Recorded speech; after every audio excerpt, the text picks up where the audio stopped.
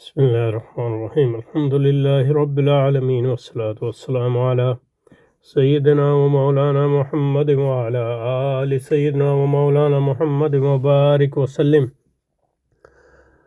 اللهم ربنا أرنا الحق حقا وارزقنا اتباعه وأرنا الباطل باطلا وارزقنا اجتنابه. اللهم أرنا حقائق الأشياء كما هي. ربنا زدنا علما وعملا وإخلاصا وفقها يا رب العالمين. اللهم انصر أولياءك في مشارق الأرض ومغاربها. اللهم انصرهم على عدوك وعدوهم إنك على كل شيء قدير. اللهم فرج عنا وعن إخواننا في مشارق الأرض ومغاربها. اللهم نفس كربنا وكربهم وثبت أقدامنا وأقدامهم والطف بنا وبهم يا أرحم الراحمين يا رب العالمين.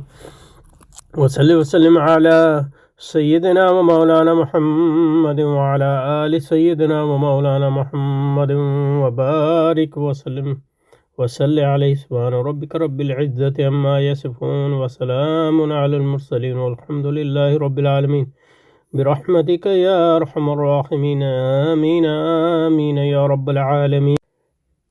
یہاں پہ رکے تھے. قرآن مجید کا یہ شروع کیا تھا. قرآن مجید کا حقیقی مقصد تو یہ ہے کہ انسان اپنے اندر ان گوناگوں روابط کا ایک اعلیٰ اور بڑھتا شعور پیدا کرے جو اس کے ارد گرد، جو اس کے اور کائنات کے درمیان قائم ہے.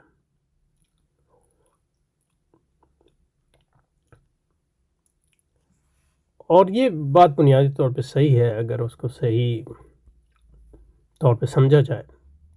اس کی تشریح تھوڑی بہت ہم نے، لیکن قرآن تعلیم کے یہی وہ بنیادی پہ جس کے پیش نظر گوئٹے نے با اعتبار ایک تعلیمی قوت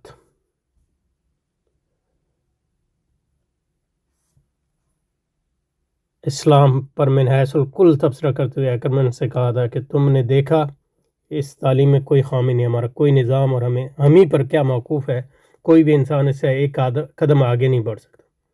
تو یہ واضح پہلی بات تو یہ ہے کہ میں یہ نہیں کہہ رہا کہ میں نے کوئی ایگزاسٹو اس کی ریسرچ کی ہے. پہلی بات تو یہ ہے کہ گوئٹے کا یہ کم از کم اس کی جو جرمن کتاب ہے ایکرمن کی، یہ جو ترجمے میں نے دیکھے ہیں اس میں یہ مجھے نہیں ملا. گو کہ جو انگریزی کتاب ہم پڑھ رہے ہیں، انگریزی ایڈیشن جو پڑھ رہے ہیں، اس کے جو ایڈیٹر ہیں انہوں نے اس کا حوالہ دیا ہے جس کو میں نے پچھلی بار آپ کے سامنے پیش کیا تھا. لیکن یہ تو بالکل ایک جزوی مسئلہ ہے. لیکن اہم مسئلہ یہ ہے کہ یہ واضح نہیں ہے کہ اس گوئٹے کے اس اقتباس کا اس بات سے کیا تعلق ہے کہ قرآن مجید کا حقیقی متن اپنے گنو روابط کا ایک اعلیٰ اور بڑھتا شعور پر. یہ واضح نہیں ہے بالکل بھی. اس کے بعد یہ شروع ہوتے ہیں کہ دراصل اسلام کا مسئلہ، یعنی مسئلہ کا مطلب یہ ہے کہ پرابلمیٹک جس کو کہتے ہیں انگریزی میں، یعنی ہدف دو قوتوں کا پیدا کرتا ہے. انگریزی میں کہہ رہے ہیں the problem of Islam was really suggested by the mutual conflict. دو قوتوں کو جو باہم دیگر متصادم بھی ہیں اور متجاذب بھی ہیں.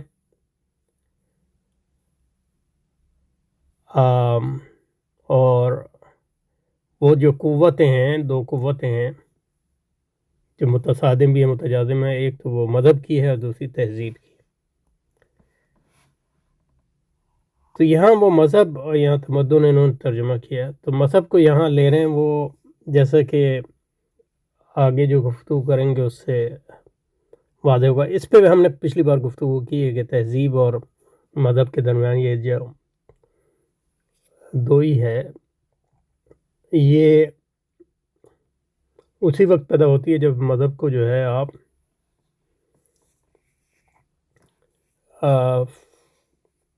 ایک شعبہ زندگی کا تسلیم کریں، بنیاد نہیں بلکہ شعبہ. اسلام جو ہے وہ مذہب بھی ہے اور تہذیب بھی ہے، تو اسلام اس کا مجموعہ ہے. اگر مذہب کو اس کے مخصوص معنوں میں لیں، یعنی مابعد و طبیعتی حقائق کے مجموعے کو اگر مذہب اس معنی میں لیں تو اب یہ کہہ سکتے ہیں کہ اسلام جو ہے دین ہے جو مذہب اور تہذیب کا. تو اس لحاظ سے مذہب اور تہذیب میں اسلام کی ایک کل کی جو ہے جزو ہیں، اس لحاظ سے ان میں کوئی تصادم نہیں ہے. دوسرے لحاظ سے دیکھیں تو تہذیب جو ہے اظہار ہے خارجی مذہب کا یا انسان کے زندگی کے بارے میں بنیادی عقائد کا، اور جو اسلامی تہذیب کی بنیاد ہے وہ ایمانیات ہیں، اس میں ایمان باللہ اور رسول و ایمان بالغیب، یہ 3 چیزیں، اور چوتھی چیز ہے موت کا حشر و نشر اور جزا و سزا، یہ اسلام کی بنیاد ہے۔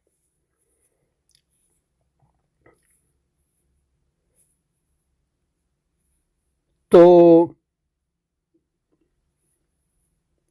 دراصل اسلام کا مسئلہ ان لوگوں کو بتائیں، اس کا بھی واضح نہیں ہے کہ اس کا کیا تعلق ہے اس پہلے جملے سے جو انہوں نے شروع کیا ہے۔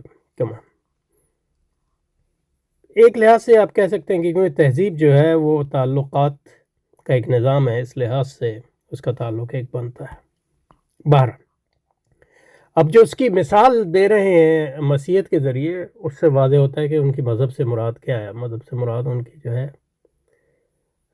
روحانی نظام ہے جو اندرونی ہے، اور مذہب کا یہاں جو تصور ان کے ہاں ہے وہ بھی پروٹیسٹنٹ تصور ہے، جیسے کہ آگے آئے گا۔ تو اس لیے فرماتے ہیں کہ چنانچہ یہی مسئلہ ہے جو شروع میں مسیحیت کو پیش آیا، اور مسیحی تعلیمات کا اہم ترین پہلو یہ ہے کہ ہم اپنی روحانی زندگی کے لیے، دیکھیں مذہب سے ان کی مراد روحانی زندگی ہے، ایسے سرمایہ کی جستجو جس کا ایک الگ تھلگ اور مستقل وجود ہو، اور جسے بانی مسیحیت کی بصیرت کے مطابق، تو مسیحیت کے بانی تو حضرت عیسیٰ نہیں ہے، مسیحیت کا بانی تو پال ہے، حضرت عیسیٰ کا مذہب تو اسلام تھا، یعنی پال اور اس کے بعد جو تاریخی ہے اس نے مسیحیت کو، حضرت عیسیٰ کا دین تو کوئی مسیحیت نہیں تھا۔ کما قال تعالی ان الدین عند اللہ الاسلام، جیسے بانی مسیحیت کی بصیرت کے مطابق فروغ ہوتا ہے، تو اس دنیا کی قوتوں سے نہیں جو انسان کی روح کے باہر واقع ہے۔ تو اس سے یہ پتہ چلتا ہے کہ یہاں جو مذہب سے ان کی مراد ہے وہ خارجی چیزیں، اندرونی چیزیں، اور جو خارجی چیزیں ہیں وہ اس کا تعلق تہذیب سے ہے۔ تو جو مسیحیت ہے اس میں وہ کہہ رہے ہیں کہ یہ دوئی ہے، لیکن یہ دوئی جو ہے حقیقت میں پروٹیسٹنٹزم کی دوئی ہے، کیونکہ جو لوتھر کا جو نظریہ ہے مذہب کا یا روحانیت کا، وہ یہی ہے کہ فرد کا اپنی ذات کا ذات سے جو تعلق ہے اندرونی، وہ جو ہے مذہب کا ریال میں، خارج کا مذہب سے کوئی تعلق نہیں ہے ایز سچ ڈائریکٹلی۔ تو دنیا بصیرت مظفر ہوتا ہے، تو اس دنیا کی قوتوں سے نہیں جو انسان کی روح کے باہر واقع ہیں، جو روح کے باہر یعنی خارجی جو چیزیں ہیں، معاشرہ ہے، ریاست ہے، حکومت ہے، قوت ہے، مادہ ہے، یہ جو ہے علامہ اقبال کہہ رہے ہیں کہ وہ اس کا تعلق تہذیب سے ہے، اور جو تضاد پیدا ہوتا ہے اس لیے پیدا ہوتا ہے کہ مذہب کو آپ نے اندرونی چیز بنا لیا اور تہذیب کو خارجی چیز بنا دیا۔ تو اب آپ یہی مطلب لوتھر نے بھی کیا اور ڈیکارٹ نے بھی کیا، تو اب ان کے درمیان جو ہے مسئلہ یہ پیدا ہو گیا کہ ایک بالکل اندرونی چیز ہے اور دوسری خارجی چیز ہے، تو اندرون اور خارج کا تعلق کیسے پیدا ہوگا؟ تو بانی مسیحیت کی بصیرت متفر ہوتا ہے، تو اس دنیا کی قوتوں سے نہیں جو انسان کی روح کے باہر واقع ہے، بلکہ خود اس کے اندر ایک نئے عالم کے انکشاف سے، سبجیکٹیویٹی، یہ پورا لوتھر ہے، یعنی اس کا حضرت مسیح سے کوئی تعلق نہیں، ایون مطلب پال سے اس کا کوئی تعلق نہیں، تھوڑا بہت آگسٹین سے ہو تو ہو، کیونکہ مطلب یہ ہے کہ لوتھر آگسٹین کا بڑا مدعا تھا۔ اسلام کو اس بصیرت سے پورا اتفاق ہے۔ تو اس میں اسلام کی مطلب یہ ہے کہ اسلام کو اس طرح کہہ رہے ہیں کہ مطلب جیسے یونیورسٹی کا ایک شعبہ ہے یا زندگی کا ایک شعبہ ہے، جس میں فلسفہ ایک چیز کی تلاش میں ہے، اسلام ایک چیز کی تلاش میں ہے، تہذیب ایک دوسری چیز کی تلاش میں ہے، وغیرہ وغیرہ۔ تو یہ کوئی الہی نظام جو ہے، الہی وہی کا تصور نہیں لگتا، جو جس طرح جہاں بات کر رہے ہیں وہ نئے عالم کے انکشاف سے۔ اسلام کو اس بصیرت سے پورا اتفاق ہے۔ پورا اتفاق کس بصیرت سے ہے؟ کہ ہم اپنی روح کلیسی ایسے سرمایہ کی جزء جس کا الگ تھلگ مستقل وجود ہو۔ اسلام کو اس سے کوئی یعنی اندرونی روحانی ترقی سے اتفاق ہے، مگر وہ اس سے صرف اتنا اضافہ کرتا ہے کہ اس طرح جس عالم کا انکشاف ہوتا ہے یعنی آپ کے اندر، اس کی تجلی عالم مادیات سے بیگانہ نہیں، یعنی خارج اور اندرون کا تعلق ہے۔ یہ ہیگیلینزم، کیونکہ جو سبجیکٹیوٹی ہے وہی جو ہے خارج میں بھی اپنا اظہار کر رہی ہے، اور پھر وہ خارج سے جو ہے متاثر بھی ہوتی ہے، کیونکہ جب وہ اس کا اظہار جو ہے خارج ہو جاتا ہے تو وہ اسے ایک الگ حقیقت بن جاتا ہے، تو وہ اس کو بیگانگی محسوس کرتی ہے، تو اس کو اپروپریٹ کرنے کی کوشش کرتی ہے، اور اسی جدوجہد کے نتیجے میں تہذیب وجود میں آتی ہے، تاریخ وجود میں آتی ہے۔ تو یہ ہیگیلینزم ہے، اس کا نہ عیسائیت سے تعلق ہے، اسلام سے کوئی تعلق ہے، برعکس کہ وہ اس کے رگ و پے میں جاری وہ ساری ہے۔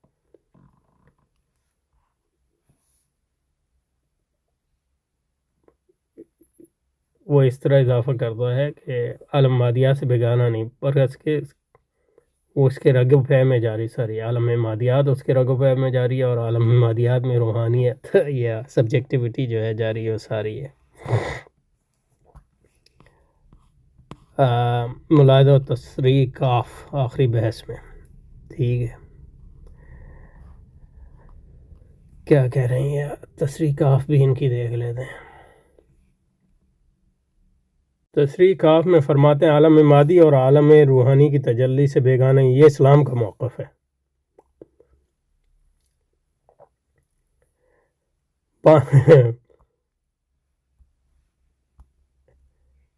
عالم مادی کی تجلی سے بیگانہ نہیں ہے، لیکن بیگانہ ہو بھی جاتا ہے اگر آپ مادیت میں پھنس جائیں تو۔ بانی مسیحیت نے تو صرف، لیکن اس سے بڑھ کے یعنی یہ کوئی تجلیاں نہیں ہو رہی، تخلیق ہیں، تو مختلف عوالم ہیں، ان کا تعلق اس لیے ہے کہ تخلیق ایک ہی اس کے، لیکن یہ مختلف عوالم ہیں، عالم مادہ اور عالم روحانیت۔ اور روح جو ہے امر رب ہے، اور روح کے بھی احتیاجات ہیں، اور بدن کی بھی احتیاجات ہیں۔ روح کی احتیاجات کو جو بدن کی جو احتیاجات ہیں، وہ بدنی زندگی کی تہذیبی احتیاجات ہیں، وہ روح کی احتیاجات کے لیے وسیلہ ہیں، کوئی مقصود نہیں ہے۔ بہرحال یہ اسلام کا موقف۔ بانی مسیحیت نے تو صرف اتنا کہا تھا کہ ہم اپنی روحانی زندگی کسی ایسے سرمایہ کی جستجو کریں جس کا الگ تھلگ اور مستقل وجود ہو۔ نہیں، یہ تو حضرت عیسیٰ نے تو فرمایا تھا جو شریعت ہے اس کا ظاہر یعنی احکام شریعت کیا ہے؟ احکام الہی کی پابندی۔ فرمایا کہ اس کو صرف سوری طور پہ قبول نہ کیا جائے، سوری طور پہ قبول کرنا بھی ضرور، لیکن اس کی روح کو یعنی اللہ کی اطاعت کے جذبے کے ساتھ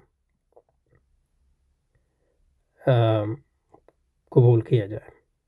اور دوسرا آپ کا یہ تھا کہ مطلب یہ ہے کہ جس طرح اللہ کا حکم باہر نافذ ہے ظاہر میں، اس کا وہ حکم جو ہے باطن بھی نافذ، جس طرح جو ہے جھوٹ بولنا، جس طرح جو ہے اللہ کی عبادت جو ہے باطنی طور پہ ظاہری طور پہ ضروری ہے، اس طرح باطنی طور پہ بھی اس کی عبادت جو ہے، جس طرح جو ہے بدن کو اللہ کا اطاعت کرنی چاہیے، اس طرح روح کو بھی اللہ کی اطاعت کرنی چاہیے، دل بھی اللہ کے سامنے خم ہونا چاہیے۔ یہ حضرت مسیح علیہ السلام نے کہا۔ یہ تو کوئی نہیں کہا کہ مستقل وجود ہے یہ نہیں، لیکن جس کے پیش نظر آگے چل مسیح نے دنیا سے منہ موڑ لیا، اور یہ بھی غلط ہے کہ مسیحیت نے دنیا سے منہ موڑ لیا۔ کیسے منہ موڑ لیا تھا؟ یہ بھی ایک پورا ہمارے ہاں افسانہ ہے۔ پول سے لے کر آج تک مسیحیت جو ہے یعنی 18ویں صدی 16ویں صدی تک تو مسیحیت کی سلطنتیں تھیں، حکومتیں تھیں، ڈائریکٹلی یا انڈائریکٹلی۔ تو کس طرح کہہ سکتے ہیں مسیحیت نے دنیا سے منہ موڑ لیا؟ اور یہ مغربی تہذیب جس کو کہتے ہیں، وہ مسیحیت کے بغیر، اس کی مدارس کے بغیر، اس کے مونسٹریز کے بغیر، اس کے چرچز کے بغیر اس کا وجود کیسے ہوتا؟ عام مسیحیت کی یہ روش جس خیال پر مبنی ہے، اس سے جو نظر اعلیٰ حضرت اسلام کا اس سلسلے میں جو اس کے لیے ملاحظہ اس سطور میں، تو مطلب یہ پورا جس پر یہ ساری عمارت قائم کی ہے، تو تومار قائم کیا گیا، وہی غلط ہے۔ تو البتہ اس سلسلے میں قابل غور امر یہ ہے کہ مغربی فلسفہ روحانیت اور مادیت کی تفریق سے آج تک آزاد نہیں ہو سکا۔ روحانیت اور تفریق سے نہیں، ڈوئلزم کی یہ بات کر رہے ہیں جو یہ بالکل الگ مسئلہ ہے۔ یہ مسئلہ ڈیکارڈ اور لوتھر کے ہاں سے پیدا ہوتا ہے، کیونکہ ان کے ہاں جو ہے انورڈنس، سبجیکٹیوٹی، اور سبجیکٹیوٹی کا جو تصور ہے، ایسا تصور ہے کہ وہ اپنے آپ میں مکمل بھی ہے اور اپنے باہر کی اس کو کوئی احتیاج نہیں ہے۔ یعنی یہی جو ڈیکارڈ کا تھاٹ ایکسپیریمنٹ بھی کہتا ہے، اور لوتھر جو ہے وہ بھی یہی بات کہتا ہے مذہبی تناظر میں، کیونکہ جس کی وہ بات کرتا ہے اسپریچویلٹی کی، وہ اپنی ذات کا تعلق ذات سے ہے، یعنی خارجی اعمال جو ہے اس کا انکار کرتا ہے، اعمال صالحہ، یعنی اس کا یہی سب سے بڑا کیتھولسزم یا کیتھولک عیسائیت پہ اعتراض تھا کہ یہ تم جو ہے اعمال پر جو ہے غرہ ہے تمہیں، کہتے ہیں اس سے جو ہے نجات ملے گی۔ اس نہیں، اعمال سے نجات نہیں ملے گی، اللہ سے جو آپ کا اندر کا تعلق ہے اس سے۔ تو اس نے اس انتہا پہ گیا کہ اس نے نجات کا تعلق جو ہے اعمال سے کاٹ ہی دیا۔ وہ صرف کہتا ہے کہ اللہ کی جو رحمت ہے اس سے نجات ہوگی، اعمال کا اس میں کوئی دخل انداز نہیں۔ تو اندرون جو ہے آپ کا جو اللہ سے تعلق ہے، اور اس تعلق میں کوئی میڈیشن نہیں ہوگی، نہ کتاب سے، نہ علماء سے، نہ مرشد سے، نہ استاد سے، وہ صرف آپ کا اندر کا تعلق، اور بنیادی طور پہ وہ خدا بھی وہی اندرون میں جو وہ بنیادی طور پہ جو تعلق ہے وہ فرد کے اپنے نفس کا نفس سے تعلق بن جاتا ہے، کیونکہ جب آپ کی کوئی میڈیشن نہیں ہے، نہ کتاب سے، نہ وحی سے، نہ کچھ، اور کتاب بھی آپ سمجھ رہے ہیں اپنی عقل ہی کے مطابق، تو جس چیز کی آپ پوجا کر رہے ہیں وہ اپنا نفس ہی ہے۔ وہ نفس جو ہے اپنے دو حصوں میں بٹ جاتا ہے، جس کو یعنی میٹھا نفس ہے اور نیچے کا نفس ہے، وہی آپ ایک دوسرے، اور وہ جو میٹھا نفس ہے اس کو سمجھتا ہے کہ وہ خدا ہے۔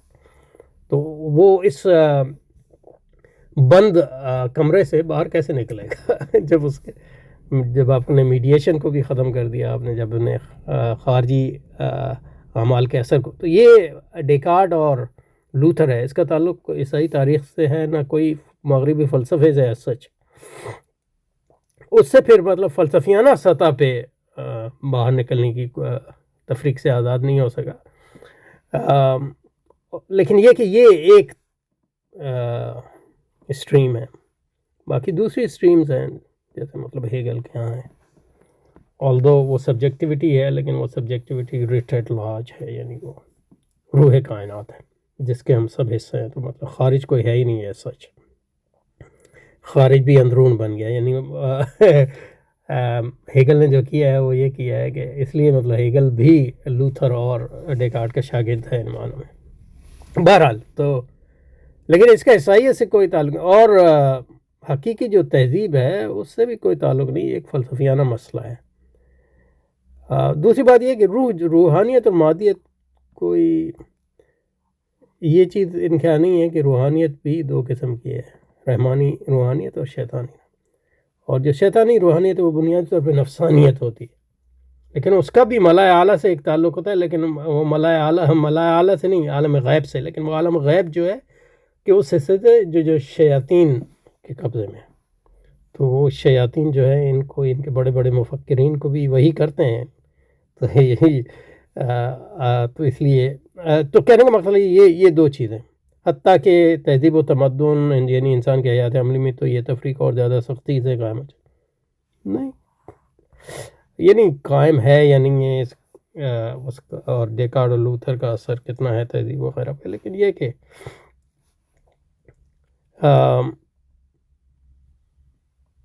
خارج جو ہے وہ اندرونی نفسانیت، اس کا خارج میں اظہار جو ہے وہ یعنی مادہ پرستی جو ہے اس کی ایک روحانی شکل بھی ہے، سرمایہ داری کی بھی ایک روحانی شکل بھی ہے. یہی وجہ ہے کہ مغرب میں زندگی یا تو صرف مادیت و حیثیت محدود ہے مادی اور محسوس صاحب میں، یا پھر روحانیت کا کوئی تصور تو عمل واقعات کی دنیا سے بے تعلق. یہ غلط ہے، کیونکہ جو شیطانی روحانیت ہے اس کا مغربی مادیت سے گہرا تعلق ہے. تو یہ سارا مطلب یہ ہے کہ آؤٹ ڈیٹڈ اسٹف. اچھا جی، تو یہاں پہ تھے، تو یہاں پہ اب رکتے ہیں، پھر اس کو جاری رکھیں گے انشاءاللہ. سبحانک اللہم و بحمدک، نشہد ان لا الہ الا انت، نستغفرک و نتوب الیک، وصلی وسلم علی سیدنا و مولانا محمد وعلی آل سیدنا و مولانا محمد وبارک وسلم. سبحان ربک رب العزة عما یصفون وسلام علی المرسلین والحمد للہ رب العالمین برحمتک یا ارحم الراحمین. آمین آمین یا رب العالمین.